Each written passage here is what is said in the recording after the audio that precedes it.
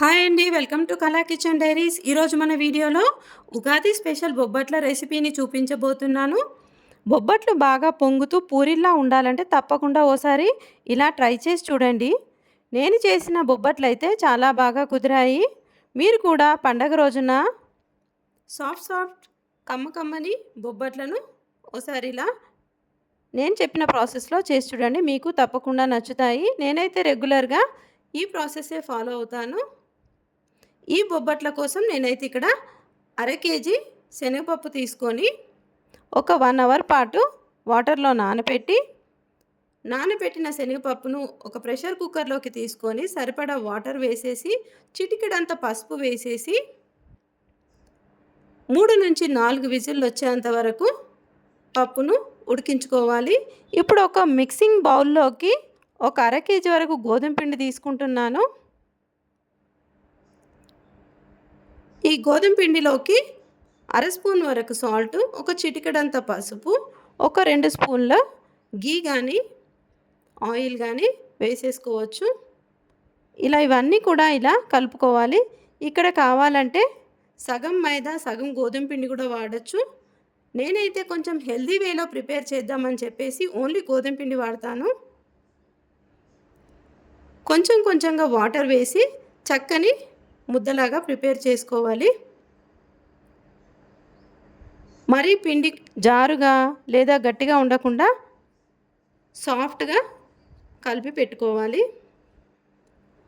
కొంచెంగా నెయ్యి కూడా యాడ్ చేస్తూ కలిపితే పిండి చాలా సాఫ్ట్గా రెడీ అయిపోతుంది. చూడండి ఎంత బాగుందో. ఇప్పుడు మూత పెట్టి పిండిని పక్కన పెట్టుకుందాం. మన పప్పు ఆల్రెడీ ఉడికిపోయి ఉంటుంది. చూడండి శనగపప్పు చక్కగా ఉడికిపోయింది కదా. ఇప్పుడు పప్పు కాస్త చల్లారిన తర్వాత కొంచెంగా మిక్సీ జార్లోకి తీసుకొని చక్కగా గ్రైండ్ చేసి తీసుకోవాలి. మీకు ఒక రిక్వెస్ట్ అండి, వీడియో నచ్చితే లైక్ చేయండి, మీ ఫ్రెండ్స్ అండ్ ఫ్యామిలీ మెంబర్స్కి షేర్ చేయండి. ఇలా గ్రైండ్ చేసుకున్న పప్పు మిక్స్చర్ అంతా కూడా ఒక కడాయిలోకి తీసుకొని స్టవ్ ఆన్ చేసి లో టు మీడియం ఫ్లేమ్లో పెట్టుకొని ఈ కడాయి స్టవ్ పైన పెట్టేసి స్వీట్ కోసం నేనైతే ఇక్కడ అర కేజీ వరకు బెల్లం తీసుకున్నాను. పప్పు కూడా అర కేజీ తీసుకున్నాను కదా. స్వీట్ ఎక్కువ ఇష్టపడేవారైతే ఇంకొంచెం బెల్లం కూడా యాడ్ చేసుకోవచ్చు. ఇలా కలుపుతూ ఉడికించుకోవాలి. ముందు బెల్లం కరిగే కొద్దీ కొంచెం జారుగా అనిపిస్తుంది, కంగారు పడక్కర్లేదు. కలుపుతుండగానే ఇదంతా కూడా పూర్ణమంతా దగ్గర పడిపోతుంది. చూడండి, మధ్యలో కొంచెం నెయ్యి వేస్తూ కలుపుకుంటే కమ్మని పూర్ణం అయితే రెడీ అయిపోతుంది. ఇలా పూర్ణం ప్రిపేర్ చేసి పెట్టుకుంటే మనం ఫ్రిడ్జ్లో పెడితే కనుక 1 వీక్ టు 10 డేస్ వరకు ఇంతే ఫ్రెష్గా ఉంటాయి. పూర్ణాలైనా బూరెలైనా బొబ్బట్లైనా మనం ఏ పేరుతో పిలుచుకున్నా కూడా టేస్ట్ అయితే బాగుంటాయి. ఇప్పుడు కొంచెంగా తీసుకొని బాల్స్ ప్రిపేర్ చేసి పెట్టుకోవాలి. గోధుమ పిండిని కూడా ఇలా మనకు కావాల్సిన సైజులో బాల్స్ రెడీ చేసుకోవాలి. నేనైతే పూర్ణం గోధుమ పిండి బాల్స్ 2 ఈక్వల్ సైజులోనే చేసుకున్నాను. ఇప్పుడు గోధుమ పిండి బాల్ తీసుకొని ఇలా కొంచెం చిన్నగా స్ప్రెడ్ చేసి పూర్ణం పెట్టేసి స్టఫ్ చేసి నేనైతే ఇలా చేత్తోనే క్లోజ్ చేసుకుంటున్నాను.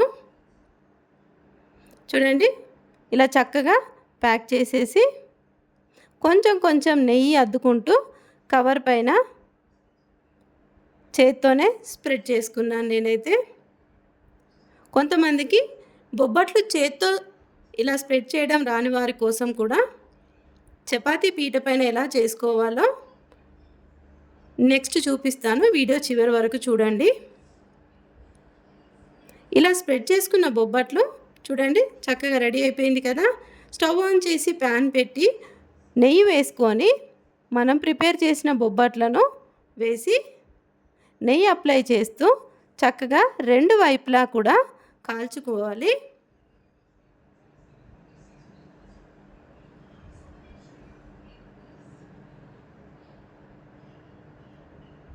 ఇలా ఇలా రెండు వైపులా మంచి కలర్ వచ్చేంత వరకు కాల్చుకుంటే కమ్మకమ్మని బొబ్బట్లు అయితే రెడీ అయిపోయినాయి. చూడండి కలర్ కూడా చాలా అందంగా ఉంది కదా. మనం గోధుమ పిండిలో కొంచెం పసుపు యాడ్ చేసాం కదా, అందుకనే చూడ్డానికి కూడా చాలా అందంగా కనపడుతున్నాయి. ఇప్పుడు మనం చపాతీ పీట పైన ఎలా చేసుకోవాలో చూద్దాం. ఇలా స్టఫ్ చేసుకున్న బాల్కి కొంచెం కొంచెం గోధుమ పిండి ఇలా పొడి పిండిని స్ప్రెడ్ చేసుకొని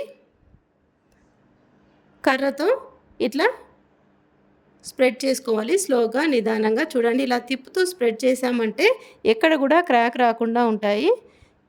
ఇదంతా కూడా మనం పిండి ఇంకా పూర్ణం చక్కగా మంచి కన్సిస్టెన్సీలో కలుపుకున్నాం కాబట్టి చక్కగా వచ్చింది. చూడండి ఇలా నెయ్యి వేసి కాల్చుకుంటే మన బొబ్బట్లు అయితే రెడీ అయిపోతాయి. ప్రిపేర్ చేసుకున్న బొబ్బట్లు 2 రోజుల వరకు ఫ్రెష్గానే ఉంటాయి. వీడియో నచ్చితే లైక్ చేయండి. Thanks for watching.